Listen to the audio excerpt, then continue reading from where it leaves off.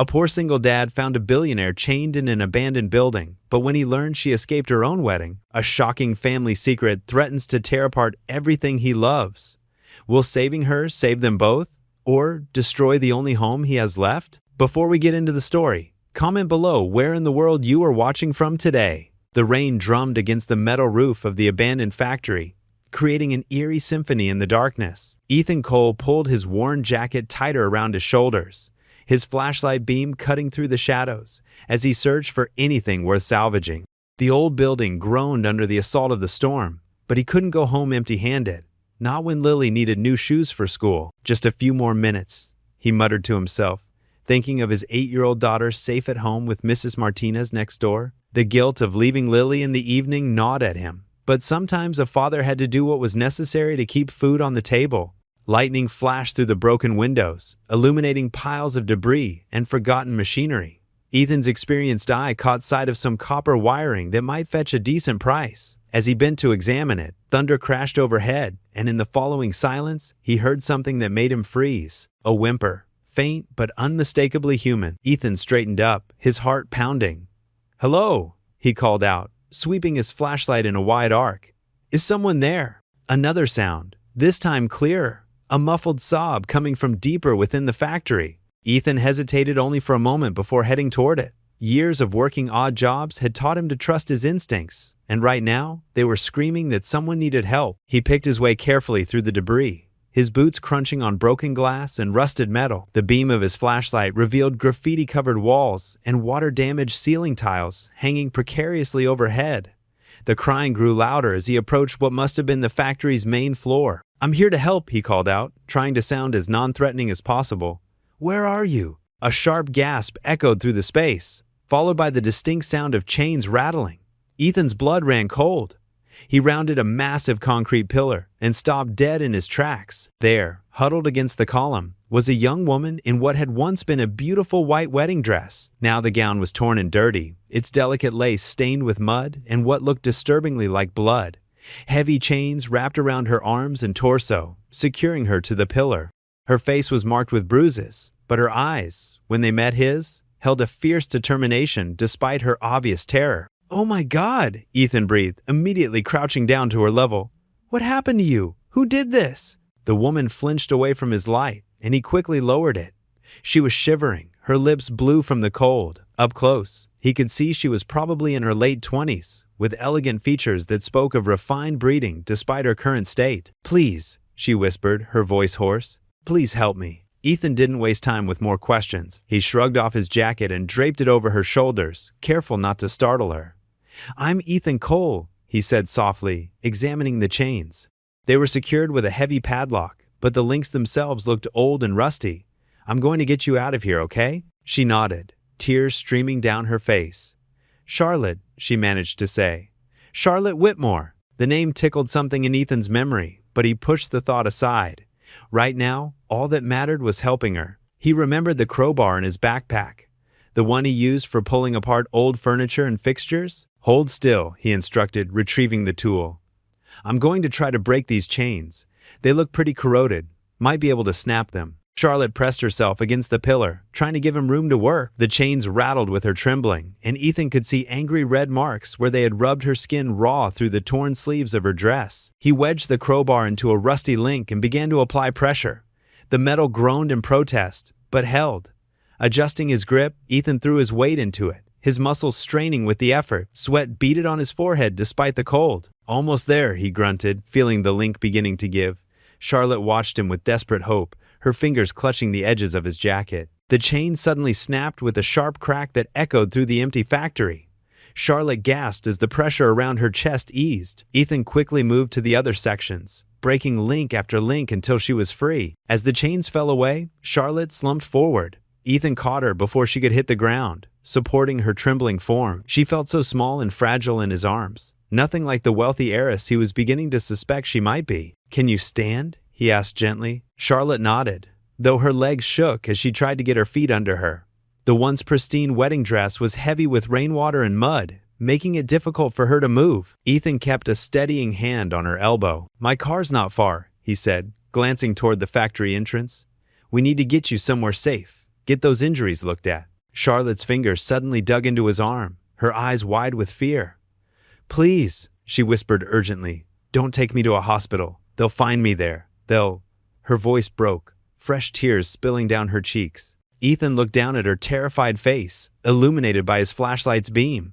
Those eyes, desperate but determined, pleaded for trust. In that moment, he knew he couldn't leave her to whatever fate she was running from. Okay, he said softly. No hospital, but you need help, and you're freezing.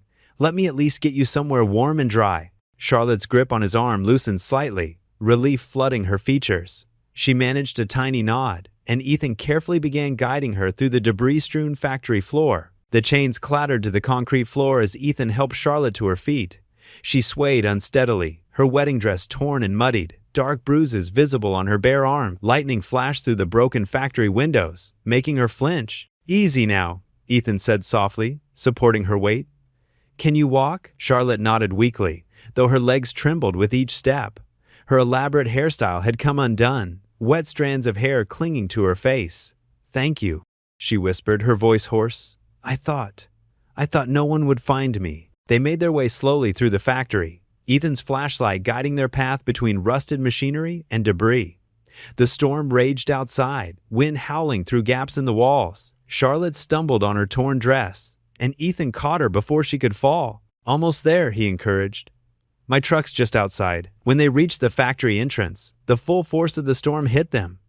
Rain poured in sheets, instantly soaking them both. Charlotte shivered violently in her thin dress as they hurried across the muddy lot to Ethan's old pickup truck. The passenger door creaked as Ethan opened it, helping Charlotte climb inside. The truck's interior smelled of sawdust and old leather, with a small cross hanging from the rearview mirror. He quickly shrugged off his jacket and draped it over her shoulders before rushing around to the driver's side. The engine coughed several times before finally turning over. Ethan cranked up the heater, though it barely worked. I know it's not much, he said apologetically, but it'll get us there. Charlotte huddled under his jacket, her teeth chattering. Where are we going? My place, Ethan replied, carefully navigating the truck through the flooded streets. It's safe there. I've got a daughter waiting at home. She's with Mrs. Martinez, our neighbor. He glanced at Charlotte's bruised face. We should get you to a hospital. No, Charlotte's voice cracked with panic. No hospitals. Please, they'll find me there. Who will find you? Charlotte's hands twisted in her lap. My fiancé's men. I ran away from my own wedding. She gave a bitter laugh that turned into a sob. I couldn't go through with it, but they caught me before I could get away. Brought me here to teach me a lesson about disobedience. Ethan's grip tightened on the steering wheel. Your fiancé did this to you? His security team, under his orders. Charlotte wiped her eyes with a trembling hand. The Whitmore family name had to be protected, you see. Can't have the rebellious daughter embarrassing everyone. Ethan nearly missed a turn, his head snapping toward her. Whitmore, as in Richard Whitmore's daughter? Charlotte nodded miserably. Charlotte Whitmore? Though right now, I wish I were anyone else. The rest of the drive passed in tense silence, broken only by the rhythmic swish of windshield wipers and the rumble of thunder. Ethan's mind raced. Everyone knew the Whitmore name. The family practically owned half the state. Their faces were always in the news, their names attached to buildings and charity galas. And now, here was Richard Whitmore's daughter, beaten and terrified, in his rusty old truck. They pulled up to a small, well-maintained house with warm light glowing from the windows. It wasn't much, just a simple two-bedroom home with peeling paint and flower boxes under the windows. But it was all Ethan could afford on his handyman's income. Wait here, he told Charlotte, then ran through the rain to his front door. Mrs. Martinez, his elderly neighbor, met him with worried eyes. Ethan, I was so concerned with this storm. Lily's been asking for you. Thank you for watching her, he said quickly, pressing some crumpled bills into her hand despite her protests. After she left, he returned to help Charlotte from the truck. Inside, the house was modest but clean, with worn furniture and family photos on the walls. Charlotte stumbled to the couch, her wet dress leaving puddles on the floor. She looked completely out of place in the humble setting, like a broken princess in a workman's cottage. I'll get you some dry clothes, Ethan said, turning toward his bedroom. They'll be too big, but they're better than staying in that dress. Thank you, Charlotte whispered, hugging herself. I don't know how I'll ever repay your kindness. Don't worry about that now, just rest. As Ethan turned away, movement caught his eye. His 8-year-old daughter Lily stood in her bedroom doorway, her stuffed rabbit clutched to her chest. Her big brown eyes took in the scene, her father, soaking wet, and the mysterious woman in the torn wedding dress. "Daddy?" Lily's small voice carried across the room. "Who is she?" Charlotte's head turned at the child's voice, and something in her expression softened. Despite her exhaustion and fear, she managed a gentle smile for the little girl. Before Ethan could answer, Charlotte's eyes rolled back, and she slumped sideways on the couch, unconscious from the ordeal she'd endured. Ethan rushed to check her pulse, steady, but weak. The storm continued to rage outside as he covered her with a blanket, his daughter watching silently from her doorway, and the night's strange events settled around them like a dream. Sunlight streamed through threadbare curtains as Charlotte stirred on the worn couch. The scratchy blanket Ethan had given her was pulled up to her chin, and the sweet aroma of pancakes filled the small house. Her body ached from the previous night's ordeal, but the peaceful morning sounds, spatula scraping against a pan, little feet padding across wooden floors, quiet humming, felt surreal after her nightmare in the factory. "Daddy, is she awake yet?" A child's voice whispered none too quietly from the kitchen. "Lily, honey, let her rest," Ethan's gentle voice replied. Charlotte sat up slowly, wincing at her sore muscles. She'd changed into borrowed clothes, an oversized t-shirt and sweatpants that had belonged to Ethan's late wife. The wedding dress lay crumpled in a corner, a reminder of everything she'd fled from. "Oh, she is awake!" Lily bounced into the living room, her brown curls dancing around her shoulders. She wore pink pajamas dotted with hearts, and her bright smile showed a missing front tooth. "Daddy's making his special pancakes. Do you like blueberries? We picked them ourselves last summer and froze them." Charlotte couldn't help but smile at the child's enthusiasm. "I love blueberries," she said, her voice still rough from crying. Ethan appeared in the doorway, spatula in hand, looking somewhat embarrassed. "Lily, give Miss Whitmore some space to wake up."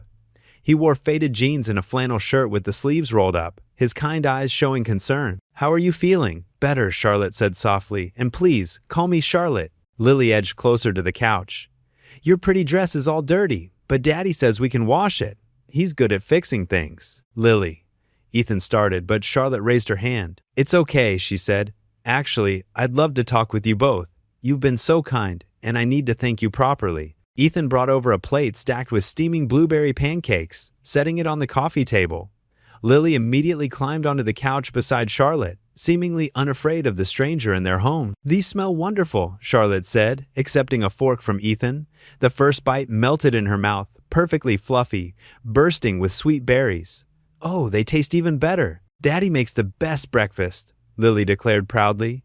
"He says breakfast is the most important meal because it gives you strength for the whole day." Charlotte watched Ethan move around their small living room, gathering extra napkins, his movements careful and deliberate. Despite his worn clothes and humble surroundings, there was a quiet dignity about him that reminded her of what true strength looked like. "Lily," Charlotte said, setting down her fork, "I especially wanted to thank you for sharing your brave daddy with me last night. He helped me when I was very scared." Lily's eyes grew wide. "Were you lost?" "Daddy always finds lost things. Once, he even found my teddy bear when it fell behind the dryer." "Something like that," Charlotte said softly. She glanced at Ethan, who had settled into an armchair across from them. "Your daddy is a real hero." Lily nodded solemnly, then leaned in close to Charlotte's ear, her small hand cupped around her mouth as she whispered, but her child's whisper carried clearly. "Mommy says you're my daddy." The fork in Ethan's hand clattered against his plate. His face went pale, and he stared at his daughter with a mixture of shock and confusion. "Lily, what did you say?" Lily looked between the adults, suddenly uncertain. "Mommy told me in my dreams," she said someone from a big, fancy house was my daddy's. She scrunched up her face, trying to remember. "Des Tiny?" Charlotte sat very still, her heart pounding. She looked at Ethan, whose expression had shifted from shock to something more complex. Recognition, perhaps, or remembrance. "Sarah," he said quietly, naming his late wife. "She used to talk about a connection to a wealthy family, but she never explained. She'd say the timing wasn't right, that someday it would make sense." The morning sunlight caught the dust motes dancing between them, the moment suspended in golden silence. Lily, oblivious to the weight of her words, reached for another pancake. "Sometimes," she continued cheerfully, "Mommy visits in my dreams and tells me stories. She said angels would bring us together when the time was right." She turned to Charlotte with innocent certainty. "Are you an angel?" Charlotte felt tears welling up in her eyes. "No, sweetheart. I'm just someone who needed help." Ethan watched as Lily wrapped her small arms around Charlotte in a spontaneous hug. His daughter's face pressed against the stranger's shoulder, complete trust in her embrace. Charlotte's eyes closed as she returned the hug, her hands gentle on Lily's back, and something in Ethan's chest tightened at the sight. The pancakes grew cold on their plates as the morning stretched on. The three of them caught in a moment that felt both impossible and somehow inevitable. Outside, birds sang in the oak tree that shaded their small house, and somewhere in the distance, a church bell chimed the hour. But inside, time seemed to stand still as Ethan tried to make sense of his daughter's words and the mysterious woman who had stumbled into their lives. The small-town clinic's fluorescent lights buzzed overhead as Ethan sat in a hard plastic chair, watching the nurse tend to Charlotte's bruises. His calloused fingers played nervously with the thin stack of wrinkled bills in his pocket. The morning had been a whirlwind of pancakes, gentle conversations, and now this necessary but costly visit to get Charlotte checked out. "The bruising isn't too severe," the nurse said, applying ointment to Charlotte's wrist where the chains had cut into her skin. "But you'll need to keep these bandaged and clean." Charlotte's eyes met Ethan's from across the examination room. She'd insisted she was fine, but he wouldn't hear of it. "Better safe than sorry," he'd said firmly, though she'd noticed how his hands had trembled slightly when he'd pulled out his wallet at the front desk. When the nurse left to get supplies, Charlotte spoke softly. "You don't have to do this, Ethan. I can pay." "No," he cut in, his voice gentle but firm. "Right now, you're just someone who needs help. That's all that matters." The nurse returned with gauze and medical tape, working efficiently to wrap Charlotte's wrists. Ethan counted out bills at the front desk afterward, his face trying to hide the worry as he handed over nearly all he had. Charlotte watched him from the waiting area, her heart aching at his selflessness. During the drive back, Charlotte broke their comfortable silence.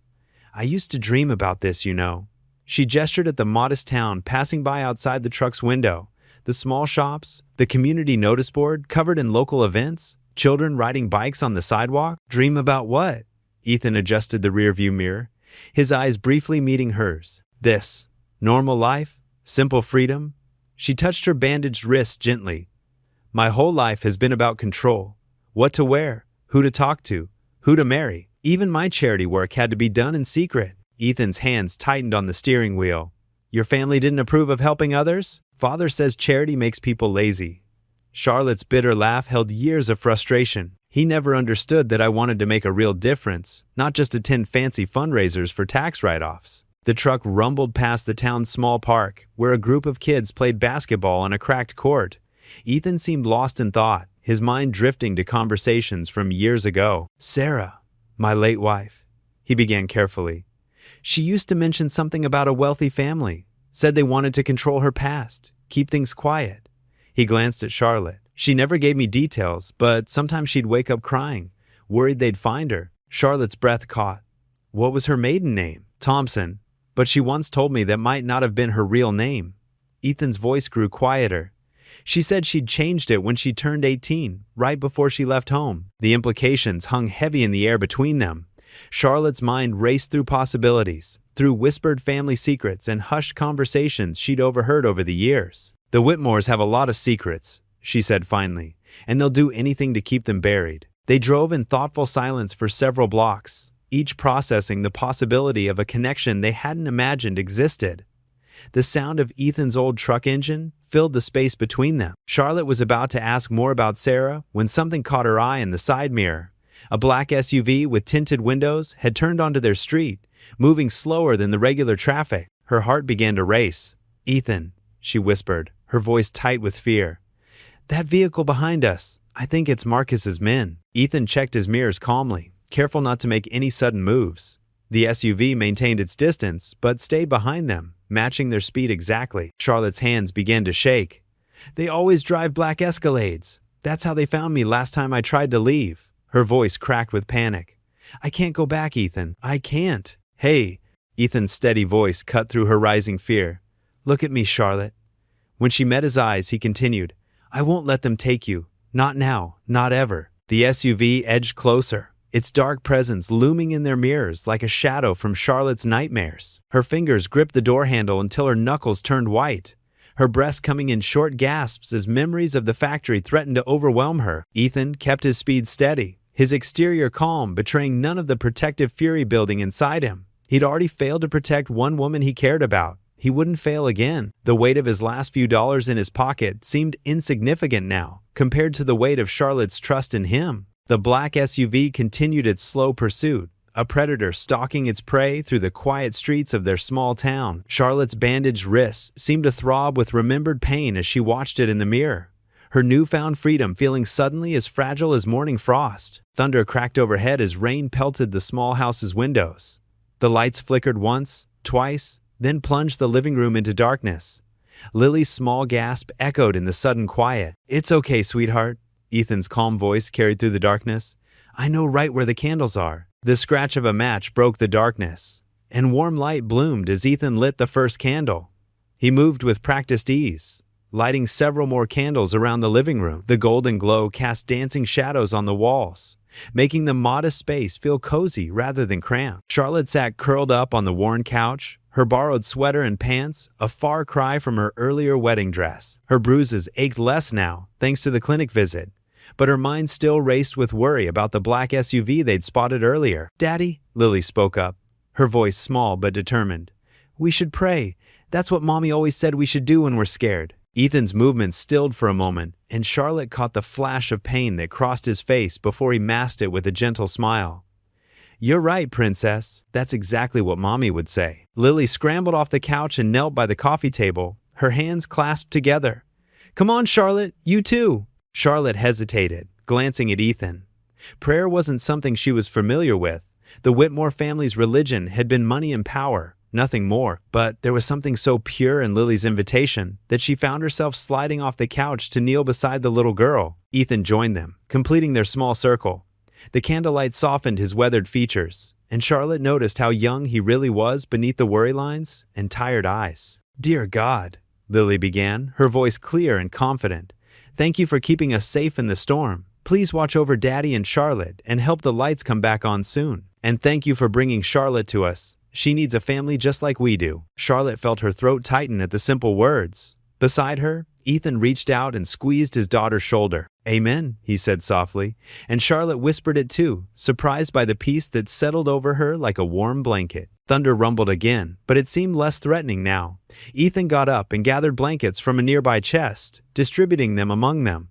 "Might as well get comfortable. Power usually takes a while to come back on during storms like this." Lily snuggled into her blanket, looking at her father expectantly.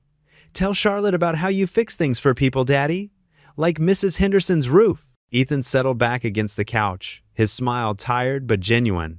"Not much to tell, really. I do whatever work I can find. Carpentry, repairs, odd jobs. There's always something that needs fixing in a small town." "Daddy's really good at it," Lily proclaimed proudly. "He made my whole bedroom set." Charlotte looked at Ethan with new appreciation. "You did? That's incredible." "Had to," he said quietly, staring into the candle flame. After my wife passed, money was tight. Still, island. But Lily needed furniture, and I had the skills, so." He shrugged as if custom-making furniture was nothing special. "How long ago?" Charlotte asked gently. 3 years, Lily answered before Ethan could. "Mommy got really sick really fast, but she told me to be brave and help Daddy smile." Ethan's hand trembled slightly as he reached out to smooth Lily's hair. She was the brave one. Both of them were. Sarah never complained. Not once. Even at the end, she was more worried about us than herself. The candlelight caught the gleam of tears in his eyes, though none fell. Charlotte felt her own eyes burning, moved by the quiet strength in this man who had rebuilt his world around his daughter's happiness. "It's not easy," he continued, his voice rough.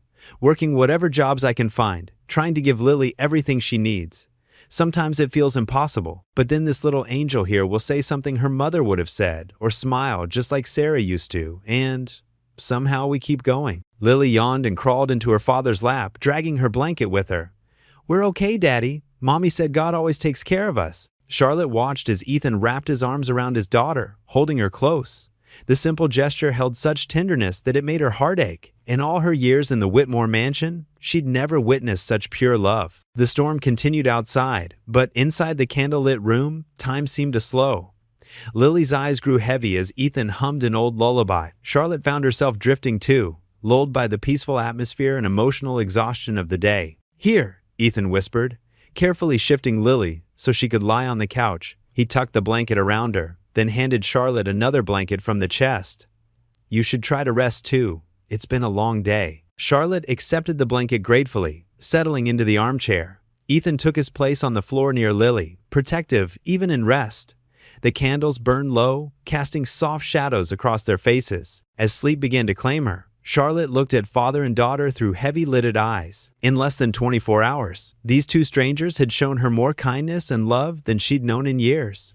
Despite the danger that lurked outside, despite the uncertainty of tomorrow, she felt safe here in this humble home, with its golden candlelight and gentle souls. The last thing she saw before drifting off was Lily's small hand reaching out in sleep to hold her father's, and Ethan's fingers curling protectively around his daughter's. In that moment, surrounded by candlelight and the sound of steady breathing, they were simply a family finding comfort in each other's presence, while the storm raged on outside their sanctuary. Morning sunlight streamed through the kitchen windows as Charlotte stood in front of Ethan's bedroom mirror, examining herself in Sarah's old clothes. The faded blue jeans and simple white t-shirt felt foreign against her skin, yet somehow more comfortable than any designer outfit she'd ever worn.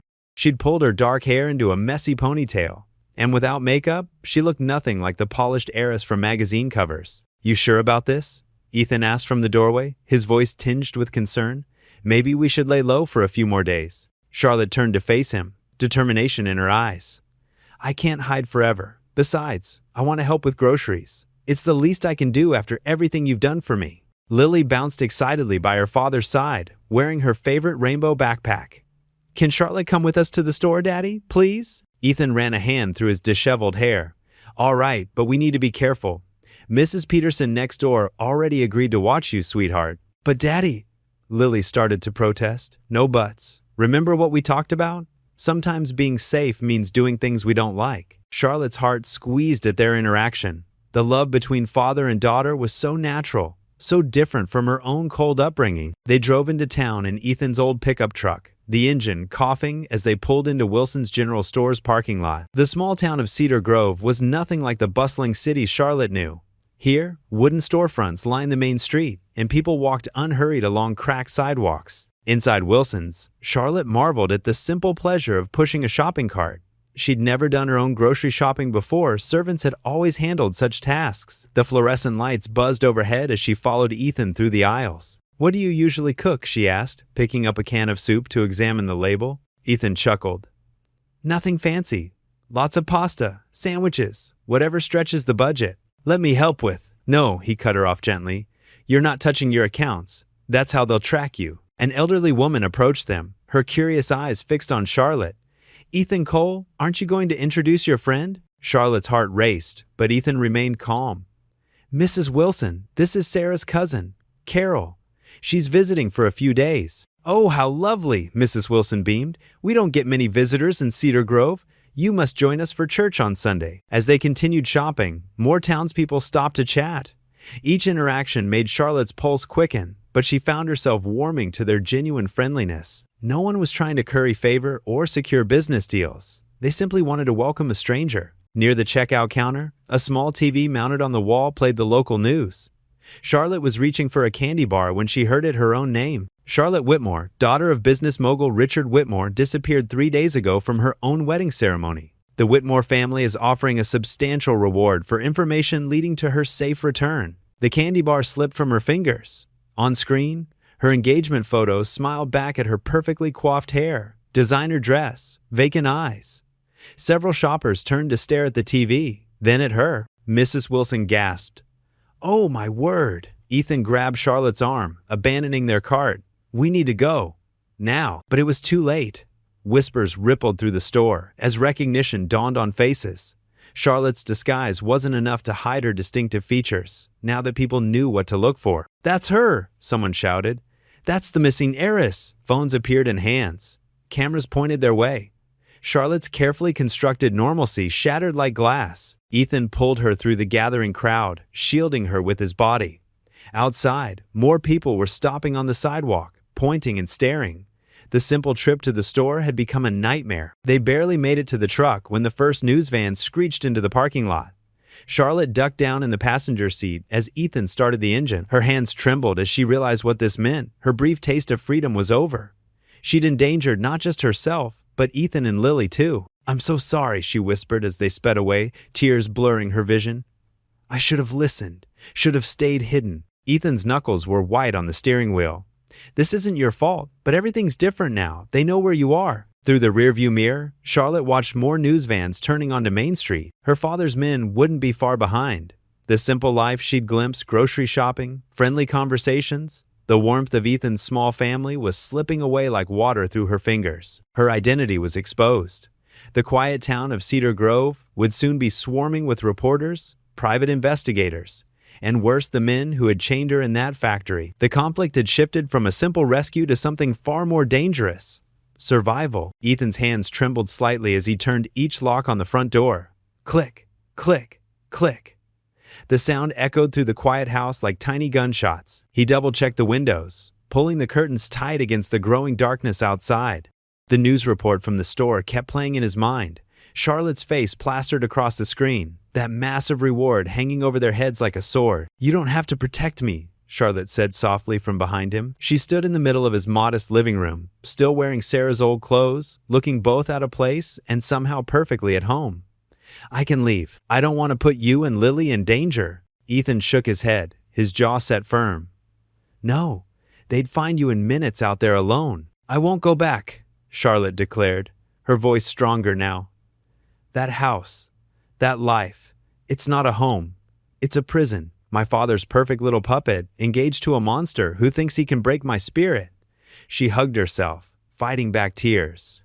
"I'd rather live in a cardboard box than go back to that." From the kitchen table, Lily's voice piped up. "What's 7 times 8? Charlotte wiped her eyes quickly and moved to sit beside the little girl. "Let's figure it out together." "What's 7 times 7? 49, Lily answered proudly. "So 7 times 8 would be 49 plus 7 more. 56. "That's exactly right." Charlotte's whole face lit up as she high-fived Lily. "You're so smart." Ethan watched them from across the room, something warm and dangerous, unfurling in his chest. He'd been so focused on the threat Charlotte's presence posed, he hadn't noticed how naturally she fit into their little world. The way she helped Lily count on her fingers, her patient explanations, the genuine joy in her eyes at each small victory, it was like watching a flower bloom in fast motion. "Daddy," Lily called out, "Charlotte knows fraction tricks. She made them into pizza slices in my notebook. Look." He moved closer, examining the carefully drawn circles in Lily's math homework. Each one was divided into neat sections, with pepperoni and mushrooms sketched in different portions. His daughter's usually dreaded math homework had become an art project, complete with word problems about pizza parties. That's really clever," he admitted, meeting Charlotte's eyes. She blushed slightly and shrugged. "Math was actually my favorite subject in school. Before father decided business, etiquette, and social graces were more important for a future trophy wife." The bitterness in her voice made his heart ache. Here was a woman who could have done anything, been anything, trapped in a gilded cage by her own family. As evening settled in, they shared a simple dinner of spaghetti and meatballs, Charlotte's first time eating from mismatched plates on a wobbly kitchen table. She seemed to savor every bite like it was gourmet cuisine. "Time for bed, kiddo," Ethan announced when Lily's head started nodding over her empty plate. "Can Charlotte read me a story?" Lily asked, suddenly wide awake. "Please?" Charlotte looked to Ethan for permission. He nodded, trying to ignore how domestic this all felt. How right. In Lily's room, Charlotte sat on the edge of the small bed, a worn copy of the Velveteen Rabbit in her hands. Her voice was gentle as she read, giving each character a slightly different tone. Lily snuggled under her butterfly-patterned comforter, completely enchanted. "Real isn't how you are made," said the skin horse. "It's a thing that happens to you," Charlotte read, her voice softening. "When a child loves you for a long, long time, not just to play with, but really loves you, then you become real." Ethan leaned against the doorframe, watching. The sight before him was painfully beautiful, his daughter's sleepy smile, Charlotte's elegant fingers turning the pages with such care, the warm circle of lamplight surrounding them both. It reminded him of evenings with Sarah, but the pain he expected didn't come. Instead, he felt something new, stirring, something that had been dormant for so long he'd almost forgotten its name. When Lily's eyes finally fluttered closed, Charlotte began to hum softly, an old lullaby Ethan recognized from his own childhood. The melody floated through the room like a gentle breeze, and he found himself holding his breath, afraid to break the spell. Charlotte tucked the blanket more securely around Lily's shoulders, brushing a strand of hair from the sleeping child's forehead with such tenderness that Ethan's chest tightened. This wasn't the scared, bruised woman he'd rescued from the factory. This was someone else entirely. Someone strong and gentle and real. The lullaby faded to silence. Charlotte sat for a moment longer, just watching Lily sleep, and Ethan watched Charlotte. In the soft glow of the bedside lamp, he could see the healing scratches on her arms, the fading bruise near her temple, marks of what she'd escaped. But he could also see the peace in her expression, the quiet joy of this simple moment. His heart, so carefully guarded since Sarah's death, stirred with feelings he'd thought were buried forever. It terrified him. It thrilled him. It felt like standing on the edge of a cliff, knowing he should step back but wanting desperately to fly. The night air wrapped around Ethan's modest porch like a cool blanket. Crickets chirped their evening song, and the old wooden swing creaked softly as Charlotte settled beside him. Inside, Lily's gentle breathing could be heard through the screen door they'd left cracked open. "Thank you," Charlotte whispered, pulling her borrowed sweater tighter around her shoulders. "For everything." Ethan nodded, his hands clasped in his lap. The porch light cast shadows across his weathered face. "You're safe here, at least for now." Charlotte's fingers traced the fading bruises on her wrist where the chains had been. "I never thought I'd find kindness like this. In my world, everything comes with strings attached. Your father." Ethan hesitated, choosing his words carefully. "What made him push you into that marriage?" Charlotte's laugh was hollow. "Control. It's always about control with him. The Whitmore name means everything to him, more than his own daughter's happiness." She took a shaky breath. "James, my fiancé, he's from old money too. Perfect match on paper. Except, he's cruel, cold. Like my father, he sees me as something to possess." Charlotte's voice cracked. "The night before the wedding, I overheard him on the phone. He was laughing about how he'd tamed the rebellious heiress." Her fingers twisted in the sweater. "That's when I knew I had to run." Ethan's jaw tightened. "No one deserves that kind of life. My mother used to say the same thing." Charlotte's eyes grew distant. "Before she disappeared, Father claimed she abandoned us. But now, I wonder if she just couldn't take it anymore." The swing creaked as Ethan shifted. "My Sarah. Before she passed, she'd sometimes talk about a wealthy family. Said they'd tried to control her past." He rubbed his calloused hands together. "She never gave me details, just that she'd chosen love over money, chosen us." Charlotte turned to him, her eyes wide. "When was this?" "About 9 years ago, right before Lily was born." Ethan's voice grew soft. "Sarah was different after that, worried. She'd check the locks twice at night, jump at strange cars driving by." 9 years. Charlotte's breath caught. "That's when my father's company expanded into this region. He was obsessed with buying up small businesses, old properties. Sarah worked at her family's hardware store back then," Ethan said slowly. "Her father refused to sell to some big corporation. The store went under mysteriously a few months later." Charlotte's hands began to shake. "My father's favorite tactic. When people won't sell willingly, he finds ways to force them out." The night seemed to grow colder as they sat in silence. Inside, Lily mumbled something in her sleep, innocent to the weight of the conversation outside. "Sarah kept a box," Ethan said finally. "Old letters, photos.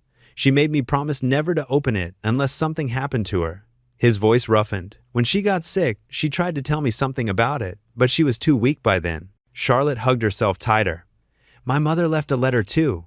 Father destroyed it before I could read it. Said it was full of lies." "Why would your father care about a small town like this?" Ethan wondered aloud.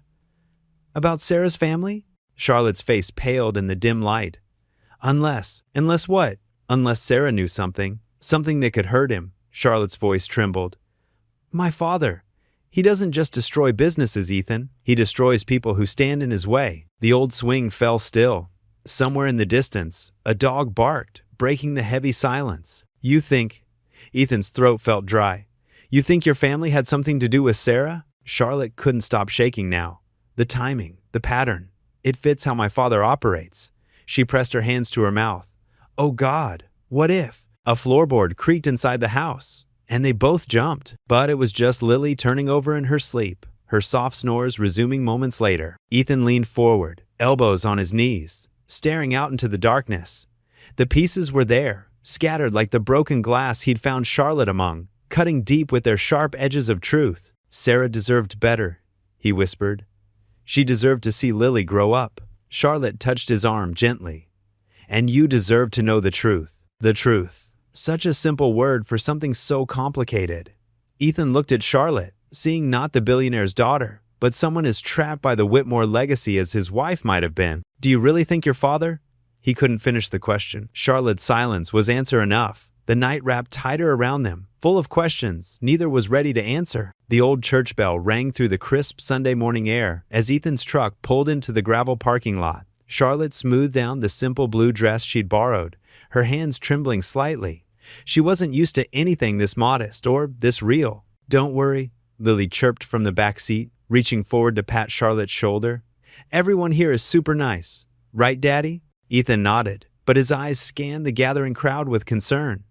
Just stay close to us, he said softly. As they walked toward the white wooden church, Charlotte noticed the whispers and stares. Some folks quickly looked away, while others openly gaped. She heard fragments of their conversations. That missing heiress. And Ethan Cole, of all people. But then Mrs. Henderson, the elderly choir director, stepped forward with a warm smile. Welcome, dear. We're so glad to have you join us today. She wrapped Charlotte in a motherly hug that smelled of lavender and fresh-baked cookies. Inside, the church showed its age. Paint peeled in corners, and Charlotte noticed patches where rain had stained the ceiling. Yet there was something beautiful about the worn wooden pews and sunlight streaming through the stained glass windows. They sat near the back, Lily between them. The little girl proudly showed Charlotte how to find the right hymn numbers in the dog-eared songbook. As the congregation sang, Charlotte was struck by the honest, imperfect voices joining together. It was nothing like the polished performances at her family's cathedral. Pastor Mike, a man with kind eyes and gray at his temples, stepped up to the pulpit.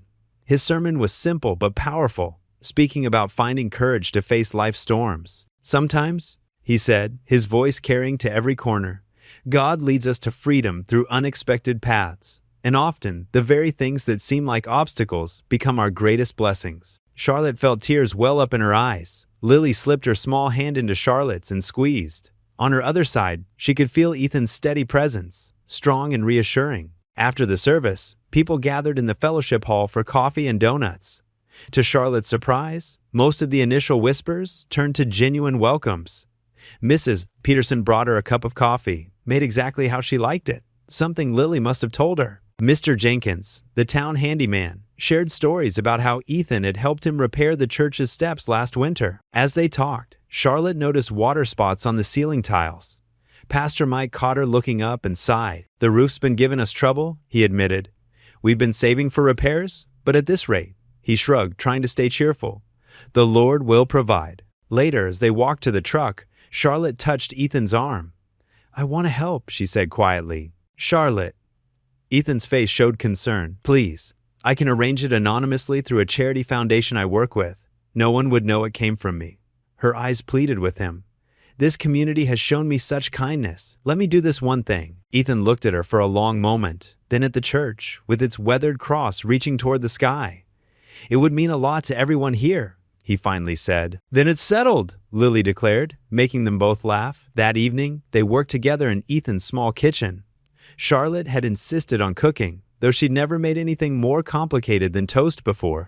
Under Lily's expert guidance, they managed to create a meal of slightly crooked biscuits and chicken soup. These are the best biscuits ever, Lily announced, even though they were a bit burnt on the bottom. They're certainly unique, Ethan chuckled, but his eyes were warm as he watched Charlotte proudly serve another helping. The kitchen was a mess of flour and dirty dishes, but none of them seemed to care. Lily told jokes from her school lunch table that made no sense, but had them all laughing anyway. Charlotte felt something deep in her chest unlock, a kind of joy she'd never known in all her years of formal dinners and perfect table settings. Tell the one about the penguin again, Ethan encouraged, and Lily launched into another story, complete with enthusiastic hand gestures that nearly knocked over her milk. Charlotte watched them both, this father and daughter who had opened their home and hearts to her. The evening light filtered through the window, turning everything golden. For the first time in her life, she felt truly free, not because she'd escaped her family's control, but because she'd found something real and precious. As they finished their meal, the sound of their laughter filled every corner of the small house. It wasn't just dinner, it was healing, it was hope,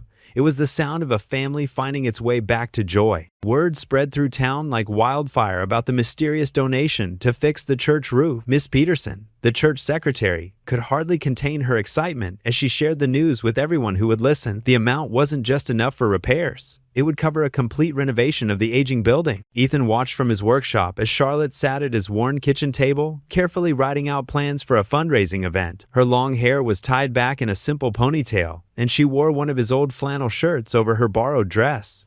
She looked more at home here than she ever had in the glossy magazine photos he'd seen of her at society events. "What about a harvest festival?" she suggested, looking up from her notes. "Your neighbor, Mrs. Johnson, mentioned the town used to have them years ago." Ethan set down his sandpaper. "Haven't had one since the mill closed. Too many folks struggled to make ends meet after that." Charlotte's eyes lit up with that determined spark he was coming to know well. "Then it's time to bring it back. We could have games for the kids, a bake sale, maybe even an auction of local crafts." Lily bounced in her chair. "Could I help make decorations, Daddy? Please?" "Course you can, sweetheart." Ethan couldn't help but smile at his daughter's enthusiasm. He'd seen that same look on her mother's face years ago. Over the next few days, Charlotte worked tirelessly, making calls and coordinating with town volunteers. She had a gift for bringing people together, Ethan noticed. She never mentioned her wealthy background, instead listening intently to everyone's stories and ideas. Mrs. Johnson offered her famous apple pies. Tom from the hardware store donated supplies for game booths. Even gruff old Mr. Peters volunteered his field for parking. "It's like watching the town wake up," Charlotte whispered to Ethan one evening as they watched volunteers hanging lights in the church parking lot. They just needed a reason to come together. The night of the fundraiser arrived crisp and clear. Strings of twinkling lights crisscrossed the church grounds, and the aroma of hot cider and fresh baked goods filled the air. Children ran laughing between game booths, while parents chatted and caught up with neighbors they hadn't seen in months. Charlotte worked the crowd with natural grace, but not the practice kind she'd learned at society functions. This was different, genuine and warm. She helped serve pie, played ring toss with the kids, and listened to elderly Mrs. Wilson's stories about the town's history. Ethan found himself watching her throughout the evening. She'd tied colorful ribbons in her hair at Lily's insistence, and her cheeks were flushed with excitement. She looked beautiful, but it wasn't just that. She looked free. "Your young lady's quite something," Mr. Peters said, appearing beside Ethan. "Reminds me of your Sarah, same kind heart." Ethan's chest tightened at the mention of his late wife.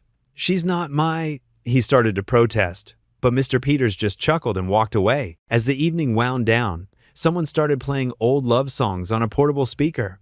Couples drifted toward the makeshift dance floor in front of the church steps. Charlotte stood at the edge, swaying slightly to the music. Ethan found himself walking toward her before he could think better of it.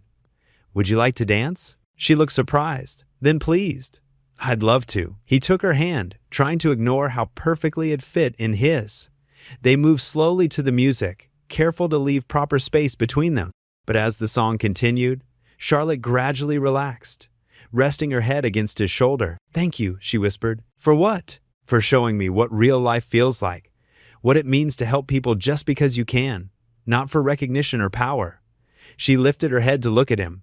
"I've never felt so useful, so valued for just being me." The lights twinkled above them, and distant laughter mixed with the music. For just this moment, Ethan could almost forget about the dangers lurking outside their small town, about Charlotte's family searching for her, or the mysteries surrounding their shared past. Right now, it was just them, swaying together under the stars. While Lily dozed on a nearby bench, it felt like peace, like home. Around them, the last of the festival goers gathered their belongings and said their goodnights. The autumn air had grown chilly, but neither Ethan nor Charlotte seemed eager to end their dance. In this moment, their world felt safe and full of possibility. The late summer evening wrapped around Ethan and Charlotte like a warm blanket as they walked home from the church fundraiser. Their footsteps echoed softly on the quiet small-town sidewalk, their hands linked naturally between them. The streetlights cast a gentle glow, making Charlotte's eyes sparkle whenever she glanced up at him. "I can't believe how many people showed up," Charlotte said, her voice soft with wonder. "Did you see Mrs. Jenkins crying when they announced the final total?" Ethan squeezed her hand. "That's what community means here. When someone needs help, everyone pitches in." He paused, looking at her with gentle eyes. "Though I suspect a certain someone did more than just pitch in." Charlotte ducked her head, but couldn't hide her smile. "I just helped a little. The town did the real work." She kicked a small pebble with her worn sneaker, borrowed from the neighbor since her designer shoes weren't exactly made for small-town life. A little? Ethan chuckled. Charlotte, that anonymous donation covered half the roof repairs. Money isn't everything, she said firmly. What matters is how everyone came together. The bake sale, the raffle, even little Tommy selling his comic book collection. Her voice caught. I've never seen anything like it. They stopped at the corner where the maple trees lined the street. Charlotte turned to face Ethan, her expression serious in the lamplight. You know what tonight made me realize? What's that? Ethan's voice was gentle, encouraging. All my life, I've been searching for something. In my family's mansion, at charity galas, even in that awful engagement. She took a deep breath. But here, in this little town, with you and Lily, I finally found it. Ethan's heart thundered in his chest. Found what? Home. The word came out barely above a whisper. This feels like home, Ethan. Not just a place to live, but somewhere my heart belongs. She gestured around them. The way people care about each other here, the way you take care of Lily, how everyone pulls together, it's everything I've ever wanted. Ethan stood very still, overwhelmed by the honesty in her words and the vulnerability in her eyes. His hand reached up, almost of its own accord, to brush a strand of hair from her cheek. Charlotte, I know it sounds crazy, she rushed on. We've only known each other a short time, and I came crashing into your life in the worst way possible. But being here, with you and Lily, it's the first time in my life I've felt truly free to be myself. The moonlight caught the tears shimmering in her eyes, and something in Ethan's chest broke open. All the walls he'd built around his heart since losing his wife crumbled in that moment. Without thinking, he pulled Charlotte closer, one hand cupping her cheek. Not crazy at all, he murmured. And then he was kissing her. The world seemed to stop, everything condensing to this single perfect moment. Charlotte's lips were soft against his, her hands clutching his shirt as she kissed him back. It felt like coming home, like finding a missing piece he hadn't known was lost. A giggle broke the spell. They pulled apart to find Lily standing on their front porch, still in her party dress from the fundraiser, grinning from ear to ear. She must have run ahead while they were walking slower. I knew it, she declared triumphantly. I just knew it. She bounced on her toes, pigtails bobbing with excitement. Does this mean you'll be my mommy, Charlotte? Charlotte's hand flew to her mouth, tears spilling over. Ethan started to stammer something about it being complicated, but Charlotte was already moving. She knelt down in front of Lily, taking the little girl's hands in hers. Oh, sweetheart, she said, voice thick with emotion. I would be so honored to be part of your family. Lily threw her arms around Charlotte's neck, and Ethan couldn't help but join them, wrapping both of them in his embrace. They stood there on the porch, holding each other and laughing through happy tears. Group hug, Lily declared, squeezing tighter. We're a real family now. Charlotte looked up at Ethan over Lily's head, her eyes shining with joy and something deeper. He smiled back, his heart so full it felt like it might burst. In that moment, all the struggles and pain of the past seemed worth it, leading them here to this perfect moment of connection. You know what this means? Lily pulled back, her face serious. We need to celebrate. Can we have ice cream? Charlotte laughed, wiping her eyes. Ice cream sounds perfect, even though it's past your bedtime? Ethan raised an eyebrow at his daughter. Especially because it's past my bedtime, Lily said with perfect 8-year-old logic. Special occasions need special rules. Their laughter echoed in the quiet night as they went inside, arms still around each other. The bonds of their newfound family sealed in joy and love. The simple moment felt more precious than any luxury Charlotte had ever known, more meaningful than any ceremony could have been. Here, in this modest house, with these two incredible people, she had found everything she never knew she was looking for. The morning sun barely peeked through Ethan's kitchen window when the rumble of engines shattered their peaceful breakfast. Lily had been giggling over her cereal, showing Charlotte how to make smiley faces with banana slices, when 3 black SUVs pulled up outside their modest home. Charlotte's spoon clattered against her bowl.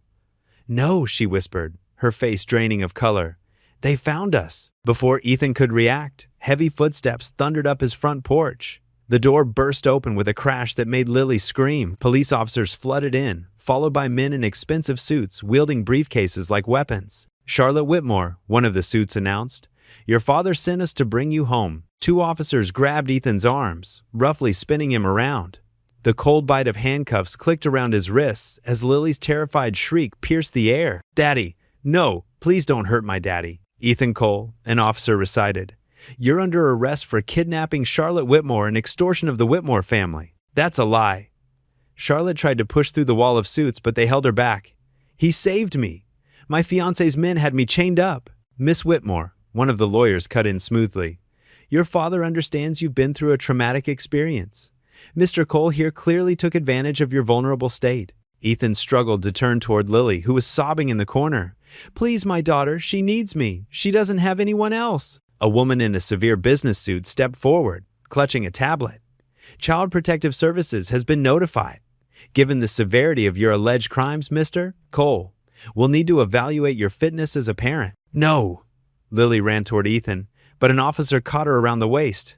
Let me go, Daddy! Charlotte, help! Charlotte fought against the men restraining her, tears streaming down her face. Richard Whitmore is behind all of this. My father orchestrated my engagement, my captivity, everything. Ethan saved me. The lawyers exchanged knowing looks. As we suspected, Stockholm Syndrome, one murmured, making notes.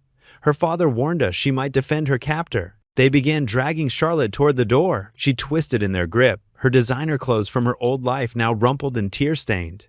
Ethan, I'll fix this, I promise. Don't let them break you. Lily's sobs grew more hysterical as the CPS worker approached her. Now, sweetheart, we need to make sure you're safe while we sort this out. She's safe with me, Ethan pleaded, his voice cracking. I'm all she has. Please don't take my little girl.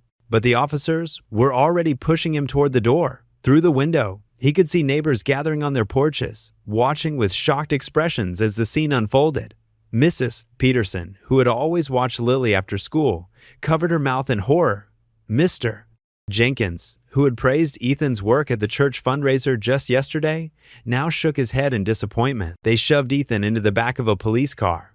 Through the window, he watched helplessly as Charlotte was escorted into one of the black SUVs, her face pressed against the tinted glass. Lily's screams echoed from inside the house, each one cutting deeper than any physical wound. The drive to the police station passed in a blur. Ethan's mind raced with images of Lily alone and terrified, of Charlotte being forced back into her gilded cage, of everything they'd built crumbling in mere minutes. The cell they put him in was cold and gray, with a thin mattress and a small window too high to see through. Your lawyer will be appointed tomorrow, the officer said flatly, closing the heavy door with a metallic clang. Alone in the silence, Ethan sank onto the hard bench. His hands shook as he covered his face, remembering how just hours ago they'd all been laughing over breakfast. How could joy turn to ashes so quickly? The words of judgment from the lawyers echoed in his head. Kidnapper, extortionist, unfit parent. Everything he'd worked so hard to build his reputation, his home, his family, had been stripped away in moments. The town that had embraced them at the fundraiser would now see him as a criminal who preyed on a vulnerable heiress. But what crushed him most was knowing Lily was out there somewhere, probably crying for him. His little girl, who'd already lost her mother, now faced losing her father too. And Charlotte, sweet, brave Charlotte who'd finally found freedom, was being dragged back into the very nightmare she'd escaped. Ethan slid to his knees on the cold concrete floor. For the first time since his wife died, he felt truly broken. But even in his darkest moment, he remembered how Lily always insisted they pray together when things seemed impossible. His whispered words echoed off the cell walls. Please, God, protect my little girl. Keep her safe and brave. And Charlotte, his voice caught on a sob, don't let them break her spirit. Don't let them lock away her light. Watch over them both until he couldn't finish. The words dissolved into quiet tears as the morning sun climbed higher outside his cell, casting harsh shadows through the tiny window. In just hours, his whole world had shattered, leaving him alone with nothing but desperate prayers and the echoing memory of his daughter's screams. The metal springs of the jail cot creaked as Ethan shifted his weight. The orange jumpsuit felt rough against his skin, a constant reminder of how far he'd fallen. Through the small window of his cell, evening shadows stretched across the concrete floor, marking another day without Lily, without Charlotte. Hey, Romeo, a gruff voice called from the cell next door. How's that billionaire princess treating you now? Laughter echoed through the cell block. Ethan closed his eyes, trying to block out the taunts that had become a daily occurrence. The other inmates found endless amusement in his story, which had made the local news. Poor carpenter falls for rich girl, gets burned. They'd turned it into their favorite joke. His fingers traced the wooden cross hanging from his neck, the only personal item they'd let him keep. The past few days felt like a nightmare he couldn't wake up from. Mrs. Martinez, his elderly neighbor, was watching Lily, but for how long? The social services threat loomed large. each passing hour bringing them closer to possibly taking his daughter away. Should have known better than to mess with them rich folks, another inmate called out. They eat guys like us for breakfast. Ethan's public defender had been blunt. The Whitmore family's influence ran deep. They'd painted him as a calculating kidnapper who'd held their daughter for ransom. The evidence they'd fabricated seemed airtight. Security camera footage doctored to show him forcing Charlotte into his truck, bank records suggesting he'd been planning to demand money. He pressed his palms against his eyes, fighting back tears. "Lord," he whispered, "protect them both." Miles away, in the Whitmore estate, Charlotte paced her room like a caged animal. The massive bedroom, with its crystal chandelier and silk curtains, felt more like a prison cell than ever before. Security cameras tracked her every move, and 2 guards stood outside her door. She paused at the window, pressing her hand against the bulletproof glass. The manicured gardens below seemed to mock her with their perfect order. Everything in her world had always been controlled, arranged, suffocating. "Miss Whitmore?" A quiet voice accompanied a soft knock. "Your father requests your presence in his study." Charlotte's stomach churned. She'd overheard the staff whispering about travel arrangements, about a private jet being prepared. Her father meant to send her away, probably to their estate in Switzerland, where she'd be even more isolated. She smoothed her designer dress, a costume she now despised, and followed the housekeeper through marble hallways. Family portraits lined the walls, generations of Whitmores staring down with cold eyes. She'd never noticed before how none of them were smiling. Her father's study door stood open. Alexander Whitmore sat behind his massive desk, not bothering to look up as she entered. "Close the door," he commanded. Charlotte remained standing, her hands clasped tightly behind her back. The bruises from her captivity had faded, but new ones marked her wrists where the police had grabbed her too roughly at Ethan's house. "Your adventure," her father spat the word, "has cost this family considerably. The board is questioning my leadership. Our stock has dropped 12 points. He finally looked up, his steel gray eyes cold. "You leave for Switzerland tomorrow morning. The staff has already packed your things." "I won't go." Charlotte's voice shook, but she held her ground. She thought of Ethan's quiet strength, of how he'd faced every hardship with dignity and faith. Alexander's laugh was bitter. "You don't have a choice. That criminal you've been consorting with will rot in jail. His daughter will end up in foster care, unless, of course, you cooperate." Charlotte felt the blood drain from her face. "You're threatening a child?" "I'm protecting this family's legacy." He turned back to his papers. "The car leaves at 6 a.m. Don't make this difficult." Charlotte walked out, her mind racing. In her room, she pulled out the expensive stationery she'd never cared for before. Her hands trembled as she began to write. "To whom it may concern, my name is Charlotte Whitmore, and I am not the victim of a kidnapping. I am the victim of a family that values power over love, control over truth." She poured everything onto the pages: her forced engagement, her escape, the brutal treatment by her ex-fiancé's men, her rescue by Ethan, and her father's corruption. She wrote about the joy she'd found in Ethan's humble home, about Lily's innocent love, about the mysterious connection to Ethan's late wife that suggested an even deeper family secret. A soft knock interrupted her writing.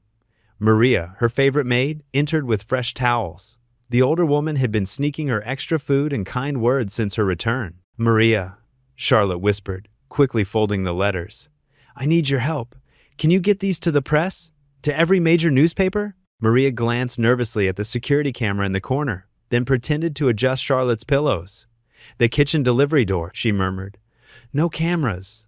My son works for the city paper." Charlotte slipped the letters into Maria's apron pocket, along with the diamond bracelet. "For your son's college fund," she whispered. "Please hurry." Maria nodded almost imperceptibly and bustled out of the room. Charlotte watched the sun setting through her window, praying her words would reach the right people in time. She thought of Ethan in his cell, of Lily probably crying for her father, and felt strength flow through her veins. "Hold on," she whispered to them, though they couldn't hear.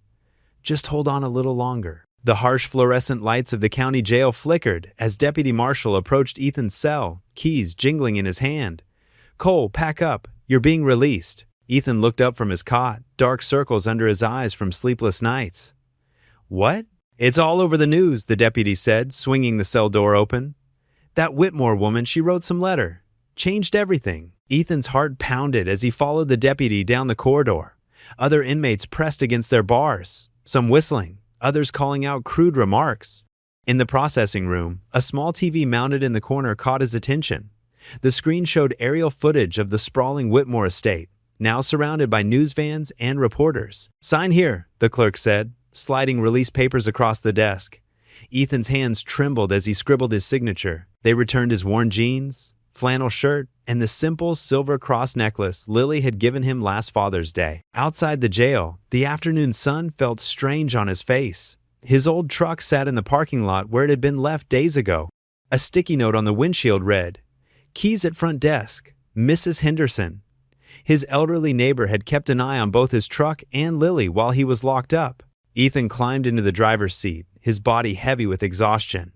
He turned the key, and the radio crackled to life mid-broadcast. Breaking news from the Whitmore estate, where heiress Charlotte Whitmore has called an impromptu press conference following her explosive letter to multiple news outlets. Ethan pulled into the nearest diner, one of those small-town places where the coffee was always hot and the TV always on. The bell chimed as he entered, and several patrons turned to stare. He slid into a booth near the television, ignoring the whispers. "Coffee, hon?" the waitress asked, her eyes full of sympathy. "Please," he managed, his attention fixed on the screen. The camera showed Charlotte standing at a podium on the mansion's grand steps. She looked different now. Gone was the softness she'd shown in his home, replaced by steel in her spine. She wore an expensive suit, but Ethan noticed she'd kept the simple silver bracelet Lily had made her from craft store beads. "I stand before you today," Charlotte began, her voice clear and strong, "to tell the truth about my disappearance and supposed kidnapping." The reporters pressed closer, microphones thrust forward.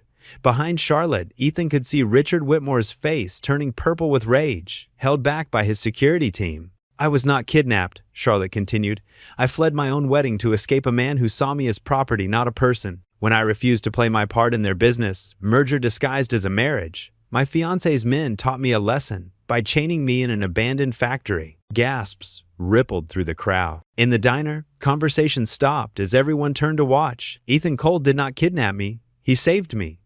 Charlotte's voice caught slightly. "He found me chained and hurt, and he showed me more kindness in a few days than I'd known in years of luxury." The waitress set down Ethan's coffee, squeezing his shoulder as she passed. "My father," Charlotte turned to face Richard Whitmore directly, "raised me to believe that worth came from wealth and power. But in Ethan's modest home, I learned that true worth lies in how we treat others. I watched him struggle to provide for his daughter, yet still help strangers in need. I saw real love in action." Richard Whitmore stormed forward, reaching for the microphone, but Charlotte stood her ground. "No, father, you won't silence me anymore." She pulled out a stack of papers. "I have evidence of my fiancé's men attacking me, of the threats made against Ethan's daughter, and of the corruption that has poisoned our family's legacy. I'm turning it all over to the authorities." The camera caught Richard Whitmore's face as it drained of color. Security guards began pushing reporters back as chaos erupted. "I choose love, not chains," Charlotte declared, her voice rising above the commotion. "I choose a life of meaning over a cage of luxury, and I choose to stand with the man who showed me what real strength looks like, not by wielding power, but by offering help to someone in need." Tears slid down Ethan's cheeks as he watched. The diner had gone completely silent. "Mr. Cole is innocent of all charges," Charlotte concluded, "and I am no longer my father's puppet or my fiancé's prize. I am simply Charlotte, choosing my own path for the first time." She stepped back from the podium as reporters shouted questions. The camera followed her walking down the mansion steps, past her father's grasping hands, through the sea of microphones and flashing cameras. She moved with purpose, like someone breaking free of invisible chains. Richard Whitmore grabbed for her arm, his face contorted with fury. "Charlotte, you will destroy everything." "No, father," she said clearly, the microphones catching every word. "I'm finally building something real." Charlotte strode to a waiting taxi, leaving behind the chaos of reporters, her father's shouts, and the crumbling facade of the Whitmore dynasty. The last shot showed her in the back seat, a small smile playing on her lips, the smile Ethan had come to know in quiet moments at his kitchen table. In the diner, someone started clapping. Others joined in, turning to face Ethan with newfound respect in their eyes. The waitress brought him a slice of pie, refusing payment. "On the house, honey," she said. "Looks like your guardian angel just grew wings." Ethan stared at the TV screen, now showing reporters analyzing Charlotte's statement. His coffee had grown cold, untouched. In his pocket, his phone buzzed with a text from Mrs. Henderson. "Lily's safe. She saw the news. She's waiting for you." Another message followed immediately. "And she says to hurry home. She needs to make more friendship bracelets for her new mommy. The evening sun cast long shadows across Ethan's front porch as his neighbor, Mrs. Peterson, hurried Lily out the screen door. The little girl's eyes went wide, and she let out a cry that came straight from her heart. "Daddy!" Ethan dropped to his knees, his arms opening wide as Lily crashed into him. Her small body trembled against his chest, and he buried his face in her soft hair, breathing in the familiar scent of her strawberry shampoo. Tears streamed down both their faces as they clung to each other. "I was so scared," Lily whispered, her fingers gripping his worn shirt. "The mean people said they'd take me away." "Never," Ethan promised, his voice rough with emotion. "I'm here now, sweetheart. I'm not going anywhere." Mrs. Peterson dabbed at her eyes with her apron. "That poor Charlotte did it." She showed them all what really happened. "The whole town's been glued to their TVs since morning." Ethan lifted Lily into his arms, and she wrapped her legs around his waist like she used to do when she was smaller. Even at 8, she felt so light, so precious. He carried her inside, nodding gratefully to Mrs. Peterson as she quietly excused herself. The house felt different now, emptier without Charlotte's presence, yet full of possibility. Lily wouldn't let go, so Ethan sat on the couch with her still in his lap. "Did you see Charlotte on TV?" he asked softly. Lily nodded against his chest.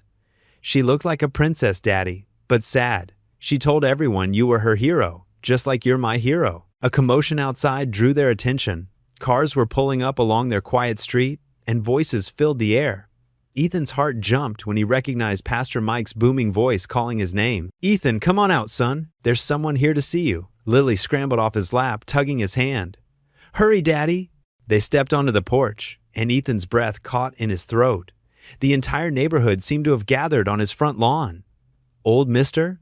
Jenkins from the hardware store, the Ladies' Aid Society with their casserole dishes, families from church, all smiling and parting to make way as a familiar figure walked through their midst. Charlotte looked different from the society princess on TV. She wore one of the simple dresses she'd borrowed during her stay, her hair loose around her shoulders. Her eyes were red from crying, but her smile blazed brighter than the setting sun as she caught sight of Ethan and Lily. "You're home!" Lily broke free from Ethan's grip and raced down the steps. Charlotte caught her in a spinning hug, laughing through her tears. "I am, sweetheart. I'm finally home." The crowd burst into applause and cheers. Mrs. Jenkins started singing Amazing Grace, and others joined in. Pastor Mike stepped forward, his hand raised for quiet. "Charlotte Whitmore showed us all what real courage looks like today," he announced. "And Ethan Cole demonstrated the kind of faith and compassion we all strive for. Let's welcome them both home properly." More cheers erupted. Someone had brought guitars, and soon hymns filled the warm evening air. The Ladies' Aid Society set up an impromptu potluck on card tables in the yard. Children played tag around the edges of the gathering, their laughter a sweet counterpoint to the music. Charlotte made her way through the crowd, accepting hugs and words of support, but her eyes never left Ethan. When she finally reached the porch steps, they both froze, overwhelmed by everything that had happened. "I told them the truth," she said softly. "All of it. About the wedding I ran from, about Marcus's men hurting me, about finding real freedom here with you and Lily." Ethan's voice was rough with emotion. "You could have been hurt. Your father can't control me anymore."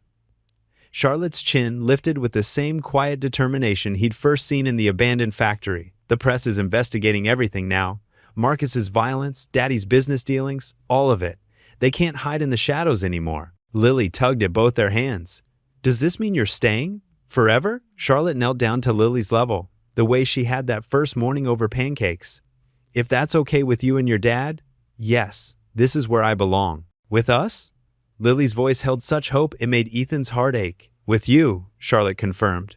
She stood, still holding Lily's hand, and faced Ethan. "If you'll have me." The setting sun painted everything in gold, making Charlotte's eyes shine like amber. Ethan remembered the terrified woman he'd found chained in that factory, how she'd transformed into someone strong enough to face down her powerful family for love. For them, he reached for her free hand, and she came into his arms as naturally as breathing. The crowd's cheers faded away as he held her close, feeling her trembling stop as she relaxed against him. Lily's small hand slipped into both of theirs, completing their circle. "Welcome home," Ethan whispered against Charlotte's hair, and felt her smile against his shoulder. Around them, the impromptu celebration continued as darkness fell. Fireflies began to dance in the yard, and someone strung up Christmas lights between the porch posts. The town that had once whispered about the mysterious woman in Ethan's house now celebrated her return as one of their own. Lily refused to leave their sides, keeping hold of their joined hands as neighbors brought food and blessings. Charlotte's eyes filled with tears at each simple kindness: a homemade pie, a handwritten card, a warm hug from a stranger who wasn't really a stranger anymore. "I never knew it could be like this," she whispered to Ethan as they watched Lily show her friend Katie how to catch fireflies in a jar. "Real family, real community." Ethan squeezed her hand. "This is just the beginning." They stood together on the porch, Lily's small hand warm in theirs, watching their neighbors celebrate love's triumph over fear, truth's victory over lies, and the simple miracle of three broken hearts finding home in each other. The downtown courthouse loomed before them, its stone steps crowded with reporters and curious onlookers. Charlotte squeezed Ethan's hand as they made their way through the crowd. She wore a simple blue dress, her blonde hair pulled back neatly, looking more like the small-town woman she'd become than the wealthy heiress she'd been born. Inside the courtroom, the polished wooden benches creaked as people settled in. Charlotte's father, Richard Whitmore, sat rigidly in an expensive suit, his face a mask of cold disapproval. Next to him, Charlotte's ex-fiancé, James Barrett, glared at her with barely contained rage. Judge Martinez called the court to order, her gavel echoing through the hushed room. "Miss Whitmore, please take the stand." Charlotte walked forward, her steps steady despite her racing heart. After being sworn in, she faced the courtroom, her eyes finding Ethan's supportive gaze. "Miss Whitmore," her lawyer began, "please tell the court what happened the day of your wedding." Charlotte took a deep breath. "I couldn't go through with it. The marriage was arranged by my father. I never loved James. When I tried to leave, James's men grabbed me. They dragged me to that old factory." Her voice wavered but didn't break. "They chained me there like an animal, said they were teaching me a lesson about obedience." The prosecutor presented photos of Charlotte's bruises from the clinic visit, making several jurors gasp. Then came security footage from the factory's exterior, showing James's men forcing a struggling figure in white through a side door. "And who found you there?" the lawyer asked. Charlotte's eyes softened. "Ethan Cole. He heard my cries for help and freed me. He risked everything to save a stranger." James's lawyer tried to spin the story during cross-examination. "Isn't it true that Mr. Cole orchestrated this entire incident to extort money from your family?" "Absolutely not," Charlotte replied firmly. "Ethan Cole is the most honest, selfless man I've ever met. He took me in when I had nowhere to go, protected me when my own family tried to cage me. He never asked for a single penny." When Ethan took the stand, his working man's clothes stood in stark contrast to the expensive suits around him, but he held himself with quiet dignity. "Mr. Cole," Charlotte's lawyer addressed him, "what were you doing at the factory that night?" "Gathering scrap wood to sell," Ethan answered simply. "I'm a single father. Times were tough, and I do what I can to provide for my daughter." "And you had no idea who Miss Whitmore was when you found her?" "No, sir. I just heard someone crying for help. Couldn't walk away from that." The evidence mounted throughout the day. Security camera footage from other angles, text messages between James and his men, discussing their lesson for Charlotte, financial records showing suspicious payments from James's accounts to the men identified in the footage. Richard Whitmore shifted uncomfortably as his own involvement unraveled. Emails revealed his knowledge of James's disciplinary plans for Charlotte. His attempt to use Ethan's custody of Lily as leverage came to light, drawing murmurs of disgust from the gallery. James grew increasingly agitated as his carefully constructed facade crumbled. When presented with the most damning evidence, an audio recording of him threatening Charlotte, he exploded. "She needed to learn her place," he shouted, jumping to his feet. "These common people have poisoned her mind." The judge's gavel cracked sharply. "Mr. Barrett, control yourself or I'll have you removed." Charlotte's father finally broke his silence, but his words only revealed the depth of his detachment. "Everything I did was to maintain our family's position. Charlotte has responsibilities to her class, to our legacy." The judge's expression grew stern as she listened to the final arguments. When she spoke, her voice carried the weight of justice. "This court has heard overwhelming evidence of criminal conduct, manipulation, and abuse of power. Mr. Barrett, you will be referred for criminal prosecution for kidnapping and assault. Mr. Whitmore, while your actions may not have violated the letter of the law, they certainly violated its spirit." She turned to Charlotte. "Miss Whitmore, you are hereby granted full independence from your family's conservatorship. All charges against Miss Cole are dismissed with prejudice." She looked at Ethan. "Mr. Cole, This court commends your courage and integrity. You represent the best of human nature." The gavel fell one final time. Court is adjourned. The courtroom erupted in movement and noise. James was led away by officers, his face twisted in fury. Richard Whitmore stalked out without looking at his daughter, his empire of control finally crumbling. Charlotte stood slowly, tears of relief streaming down her face. When she turned to Ethan, he was already there, his strong arms wrapping around her as cameras flashed and reporters called out questions. But in that moment, they were aware of only each other and the justice that had finally been served. "It's over," Charlotte whispered against his shoulder. Ethan held her tighter, his voice rough with emotion. "You're free now, really free." They walked out of the courthouse together, no longer a rescued heiress and her savior, but equals united by love and vindicated by truth. On the steps outside, Lily waited with Mrs. Peterson, bouncing with excitement as she saw them emerge victorious. The setting sun painted the sky in shades of hope, its warm light falling on three people who had found family in the most unexpected way, their bond now strengthened by justice and truth. The autumn breeze carried the scent of sawdust and fresh paint through Main Street as Ethan and Charlotte walked hand in hand past the old Anderson building. What had once been a crumbling eyesore was now alive with activity. Workers climbed scaffolding, and the rhythmic sound of hammers echoed through the morning air. "I still can't believe how quickly everything's coming together," Ethan said, his eyes scanning the construction site with pride. The future youth center's framework was already taking shape, its bones reaching toward the clear blue sky. Charlotte leaned into him, her shoulder brushing against his. "You're the one who made it possible. You knew exactly what this town needed." "Me?" Ethan chuckled, shaking his head. "I just mentioned how the kids needed a safe place after school. You're the one who made it happen." "We made it happen together," Charlotte corrected him, stopping to watch a crane lift steel beams into place. She was dressed simply now, jeans and a warm sweater, so different from the society heiress she'd once been. The past months had changed her, softened her edges while strengthening her core. Mr. Jenkins, the site foreman, waved from across the street. "Morning, Mr. Cole. Miss Whitmore. The community room's framing will be done by Friday." "That's wonderful news," Charlotte called back, her face lighting up. She turned to Ethan, her eyes sparkling. "Remember when we first talked about this? How you said every kid deserves a chance to dream?" Ethan nodded, thinking back to those late-night conversations on his worn couch, when Charlotte was still healing from her ordeal, and they were discovering each other's hearts. "I just didn't expect those dreams to come true so fast." They continued their walk, passing Mrs. Miller's flower shop where fresh mums decorated the sidewalk display. The shopkeeper smiled warmly through the window. Gone were the suspicious glances that had once greeted Charlotte.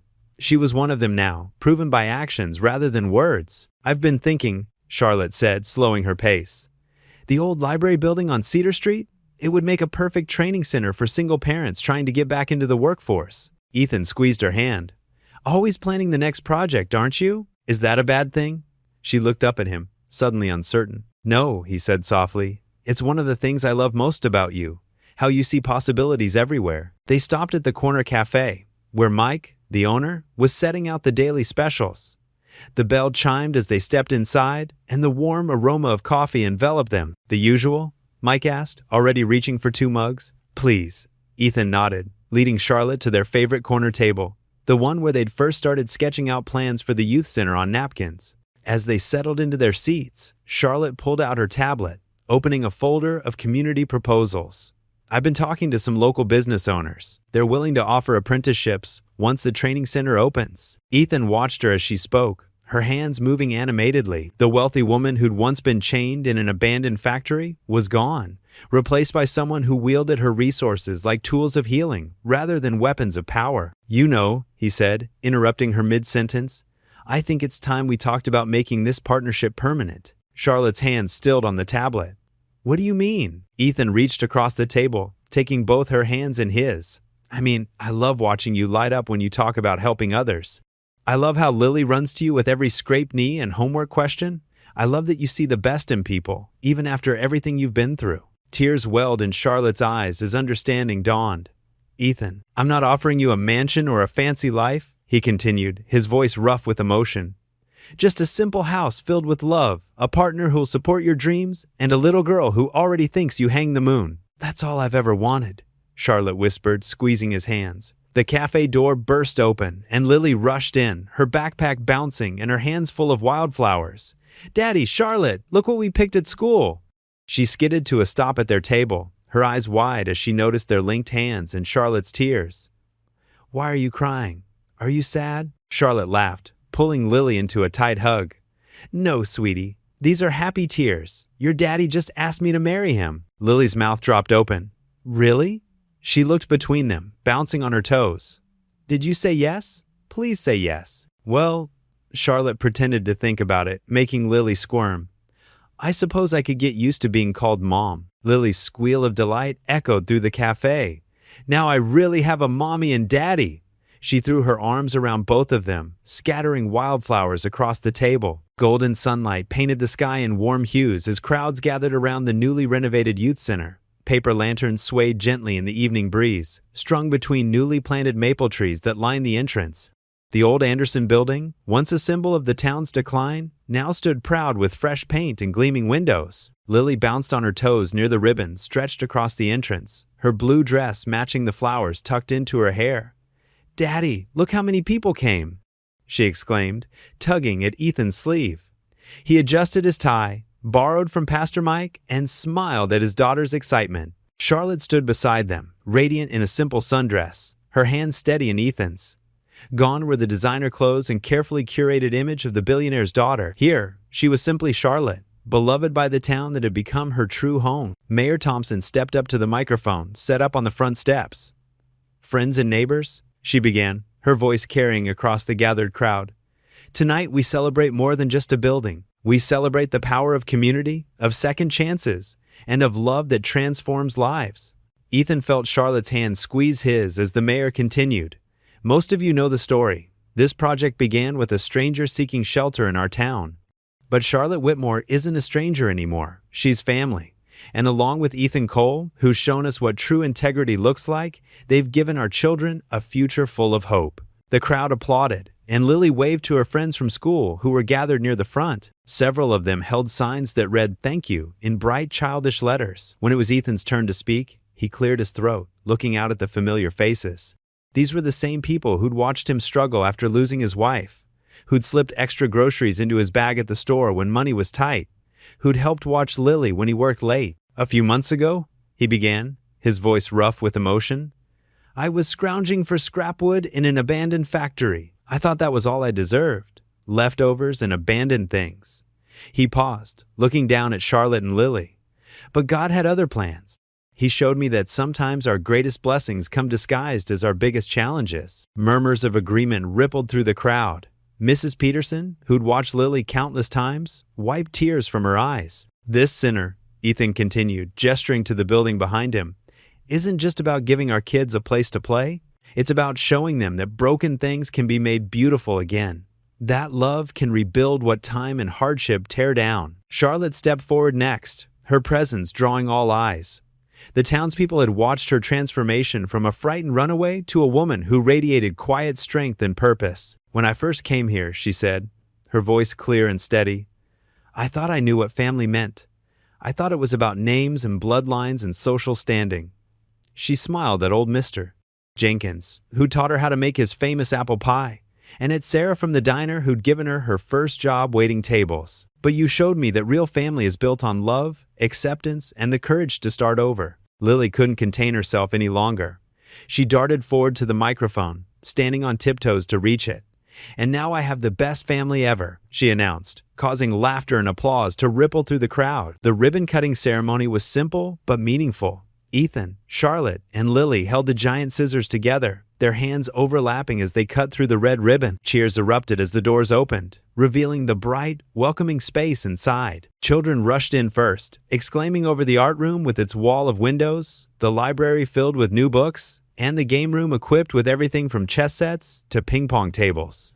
Parents followed more slowly, admiring the murals local artists had painted, scenes of hope and community that wrapped around the walls. As the celebration continued inside, with punch and cookies served on fold-out tables, Ethan found himself drawn to the quiet of the front steps. The paper lanterns had begun to glow as dusk settled in, casting warm circles of light along the path. Charlotte joined him, slipping her arm through his.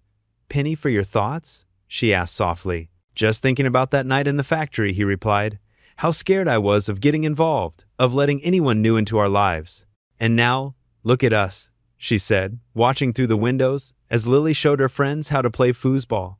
Sometimes the scariest choices lead to the most beautiful changes. The evening wound down gradually, families drifting home with promises to return for tomorrow's programs. The three of them stayed until the last guest left, turning off lights and locking up. Pastor Mike had insisted on handling the cleanup crew in the morning, shooing them home to rest. They walked slowly down Main Street, the paper lanterns lighting their way. Lily skipped ahead, then back, humming to herself. The summer air was sweet with the scent of blooming jasmine from Mrs. Peterson's garden. Charlotte's head rested against Ethan's shoulder as they walked, their steps falling naturally in sync. The quiet between them was comfortable, filled with the kind of peace that comes from knowing you're exactly where you're meant to be. As they passed the old factory at the edge of town, Ethan paused. The building stood dark against the star-filled sky, its broken windows and crumbling walls a stark contrast to the newly renovated youth center. Sometimes miracles are found in abandoned places, he whispered to Charlotte, drawing her closer. She smiled up at him, understanding in her eyes. Their hands clasped tighter, fingers intertwined, as Lily danced ahead under the glowing lanterns. Together, they'd built something beautiful from their broken pieces. Not just a building, but a family, a home, a future filled with love. What would you do if you were in their place? Comment your answer below, and let's see how you'd rewrite the ending. If you enjoyed the story of Ethan Cole, I handpicked the next story that you will enjoy. Please don't miss this one. Click here to watch it.